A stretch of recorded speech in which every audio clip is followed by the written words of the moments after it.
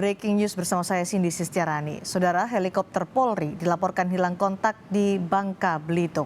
Kepala Badan Penanggulangan Bencana Daerah atau BPBD Kepulauan Bangka Belitung, Mikron Antariksa menyebut sebuah helikopter di perairan Laut Buku Limau, Belitung Timur hilang kontak Minggu siang. Helikopter tipe NBO 105 dengan nomor registrasi P1103 BKO. Penerbangan helikopter ini diduga dalam misi patroli dan tidak terjadwal dalam laporan penerbangan. Helikopter ini terbang atau take off dari Pangkalan Bun, Kalimantan Tengah dengan tujuan ke Tanjung Pandan, Kabupaten Belitung, Provinsi Bangka Belitung.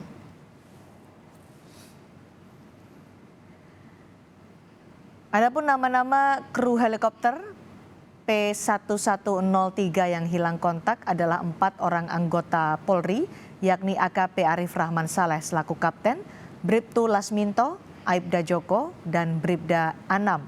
Data ini saudara kami dapatkan dari Humas Polda Bangka Belitung.